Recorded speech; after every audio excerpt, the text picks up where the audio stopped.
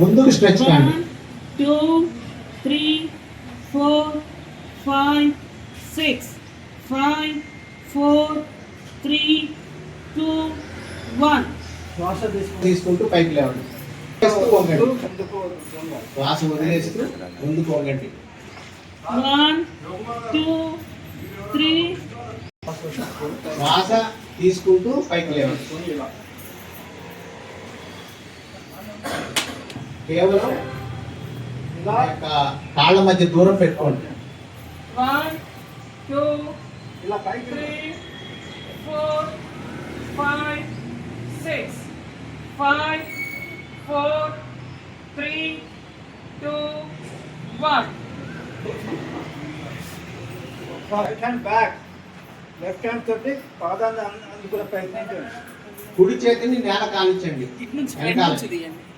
5 6 5 4 3. కాల్ని కుడి కాలు పక్కన నిలబెట్టండి. లెఫ్ట్ హ్యాండ్ బ్యాక్, ఎడమ చెయ్యి వెనక్కి పెట్టుకోండి. 2 3 4 3 2 1. మరి కనిపించిన వాళ్ళు ఏ పక్క తిప్పండి. తలని కుడి పక్కకి తిప్పండి. 2 3 బోర్లా పడుకోండి. 6 5 4 3 4 5 6 5 4 3 2.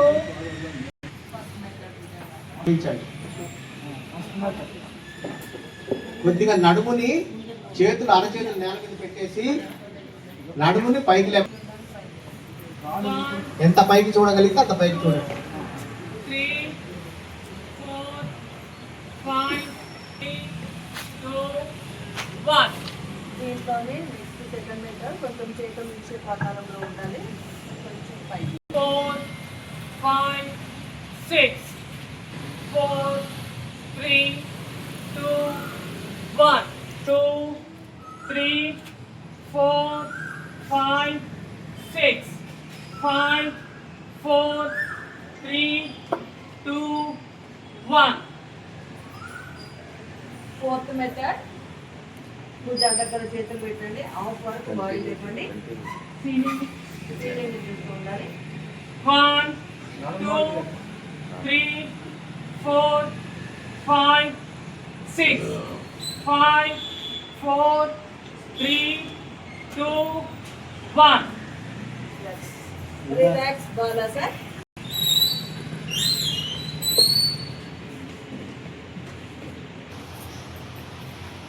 తలని మీకు కన్వీనియంట్ గా ఎటువైపు అవసరం అవకాశం ఉంటే అటువైపు పెట్టుకోండి. వంచకుండా పైకి లేపే ప్రయత్నం చేయండి. ఎంత వస్తే అంత. 1 వంచొద్దు 2 వంచొద్దు. 3 4 5 6 5. అలవాటు ఉన్న వాళ్ళు ప్రాక్టీస్ ఉన్న వాళ్ళు చేయండి. తత్మా వాళ్ళు అనుసరించండి. 2 మోకాళ్ళు వంచొద్దు, 4 లేపండి పైకి. ఎంత వస్తే అంత. 6 5 4 3 2 1. రిలాక్స్ బాలా. పాదాలని పక్కకు తెచ్చుకోండి. చేతులతో మడాలని పట్టుకోండి. చేతులతో మడాన్ని పట్టుకోండి.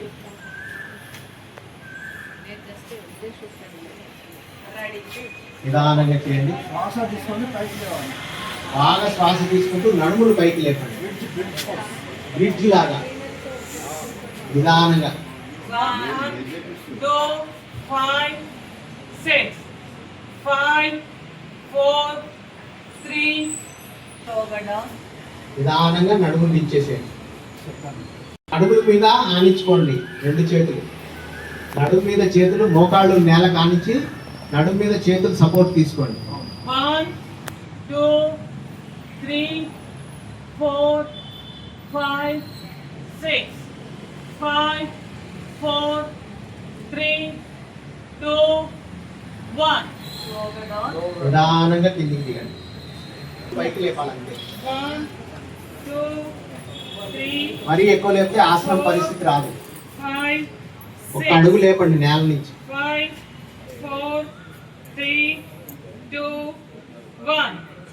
నిదానంగా కింద పెట్టేసి మాత్రమే చూసుకోండి. 1, 2, 3, 4, 5, 6. 5, 4, 3, 2, 1. 3, అడుగెత్తు. 4, 5, 6. 5, 4, 3, 2, 1. స్లోగా డౌన్. 4, 5, 6. 5, 4, 3, 2, 1. 90 degrees. ఇప్పుడు పైకి పూర్తిగా లేపగలిగిన వాళ్ళు మోకాళ్ళు వంచకుండా, పాదాలు ఇట్లా కింది మీదుగా మోకాళ్ళు వంచకుండా పైకి లేపగలిగిన వాళ్ళు లేపండి. 90 డిగ్రీ. 2, 3, ఒక కాలు కుడి కాలుని మడిచి 1, 2, 3, 4, 5, 6. 5, 4, 3, 2, 1. నిదానంగా తీయండి. ఇప్పుడు మళ్ళీ రెండో 3, 4, 5, 6. 5, 4, 3, 2, 1. Hi friends, good morning. Welcome to my channel stylish Suraga vlogs. ఎలా ఉన్నారు ఫ్రెండ్స్? అందరూ బాగున్నారా? అందరూ బాగుండాలి, అందులో మీరు మేము మనం అందరం ఉండాలి అని నా ఇష్ట దైవమైనటువంటి ఆ పరమేశ్వరుణ్ణి ప్రతిక్షణం వేడుకుంటూ కోరుకుంటూ ఉంటాను. చూస్తున్నారు కదా ఫ్రెండ్స్, నేను వెళ్ళే పార్కులో వీళ్ళంతా సభ్యులు ఫ్రెండ్స్. అందరూ యోగాకి చూడండి ఎలా వచ్చేసారో, ఎంత పర్ఫెక్ట్గా యోగాసనాలు వేస్తున్నారు అంటే అంత పర్ఫెక్ట్గా. ఇది అబ్నార్మల్ యోగా ఆసనం చేస్తూ ఉన్నారు చూడండి. కడుపుని ఇలా లోపలికి అనుకుంటూ శ్వాసను వదులుతూ ఎంత చక్కగా చేస్తున్నారు. సౌండ్స్ అయితే చాలా అంటే పెద్దగా వస్తున్నాయి. నేనేంటి అని అంటే ఆ వాయిస్ అనేది డిస్టర్బెన్స్గా ఉంటుందని నా వాయిస్ తోటి నేను చేస్తున్నాను.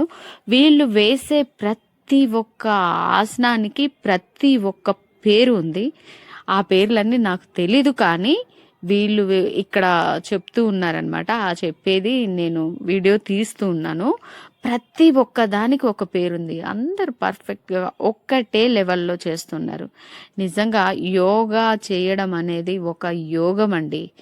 ఒక యోగం అంటే యోగమే, అంతే. నీ హెల్త్ని నువ్వే చూసుకోవాలి. ఎవరో వచ్చి చూడరు, ఎవరో వచ్చి చెప్పరు. ఏదైనా బాధ ఉంది అని అంటే అది మనకే తెలుస్తుందండి. నా బాధ తీసుకెళ్ళి ఇంకొకరికి చెప్తే వాళ్ళకి అనుభవం అనేది ఆ బాధ గురించి. ఎగ్జాంపుల్ నేను ఒకటి చెప్తాను. ఇప్పుడు నాకు ఎగ్జాంపుల్ ఒక పంటి నొప్పి ఉంది. నేను వెళ్ళి పన్ను నొప్పి లేస్తుంది అనేసి ఇంకొక వ్యక్తికి చెప్పాను అంటే తనకి పన్ను నొప్పి ఉంటే తనకి ఆ బాధ తెలుస్తుంది. ఆ నొప్పి లేని వాళ్ళకి ఏం తెలుస్తుంది? అంటే నేను ఏం చెప్తున్నాను అంటే, అది ఎగ్జాంపుల్ చెప్పాను. నేనేం చెప్తున్నాను అంటే యోగా చేస్తున్నారు వీళ్ళు చేస్తున్నారు అని అంటే ఈ యోగాలో వీళ్ళకి ఆనందం అనేది ఉంది.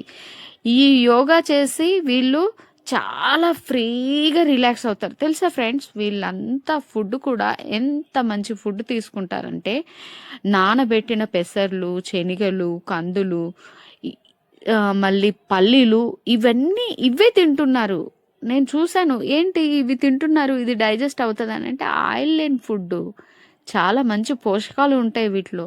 మార్నింగ్ ఇదే టిఫిన్ అనుకోవాలి అనేసి అంటున్నారు. నిజంగా మొలకెత్తిన ధాన్యాల్లో ఎంత బలం ఉంటుందో ప్రతి ఒక్క చిన్న పిల్లవాడికి కూడా తెలుసు. కాకపోతే మనము అది ఆచరణలో పెట్టుకోము. అలాంటివి మనం తినకుండా టిఫిన్ మీద ఎక్కువ పడిపోతూ ఉంటాము. ఇడ్లీ అని, దోశ అని, పూరి అని ఏవో ఒకటి పడిపోతూ ఉంటాము. ఇలాంటి వాటికి అడిక్ట్ అయితే మన హెల్త్ మనకు తెలియకుండానే పాడవుతుంది. నేను అడిగాను, మీరు ఇంత మార్నింగే ఇది తింటారు కదా, మరి ఇది డైజెస్ట్ అవుతుందా అని నేను అడిగాను. అడిగితే అంటున్నారు, దీంట్లో ఏముందని అవ్వదు, ఒక లిమిట్గా తీసుకోవాలి ఏదైనా సరే అని చెప్పారు. వీళ్ళందరూ అలానే మెయింటైన్ చేస్తూ ఉన్నారు ఫ్రెండ్స్. చూడండి, ఇంత పెద్ద వాళ్ళు కూడా ఇక్కడ జాయిన్ అయ్యారు అని అంటే మీరు ఆలోచించండి, మనం ఏం చేస్తున్నాం. ఇక నుంచి అయినా సరే నెగ్లెక్ట్ తీసి పడేసి మంచిగా నీ హెల్త్ గురించి నువ్వే ఆలోచించుకో. నీ హెల్త్ని నీ చేతిలోనే ఉంటుంది. నువ్వు హాస్పిటల్లో పెట్టాలనుకుంటున్నావా, లేదు డైలీ ఒక 1 అవర్ నీ గురించి నువ్వు కేటాయించుకోవాలనుకుంటున్నావా అనేది నీ డిసిషన్, నీకే వదిలేస్తున్నాం. ఏదైనా సరే బాడీలో ఒక క్రమశిక్షణ అనేది ఖచ్చితంగా ఉండాలి. ఆ క్రమశిక్షణే మనల్ని సరి అయిన మార్గంలోకి, సరి అయిన దారిలోకి తీసుకెళ్తుందని నా నమ్మకం. నేను కూడా డైలీ మార్నింగ్ నా ఎక్సర్సైజెస్ కానీ, వాకింగ్ కానీ ఎట్టి పరిస్థితుల్లో కూడా ఆపకుండా ప్రతిరోజు నేను వెళ్తున్నాను. నా హెల్త్ని నేను చూసుకుంటున్నాను. ఫ్రెండ్స్, మీరు కూడా అన్హెల్దీ ఫుడ్స్ని అన్నిటిని పక్కకు పెట్టేసి మీరు కూడా యోగాలో జాయిన్ అవ్వండి. ఓకేనా ఫ్రెండ్స్?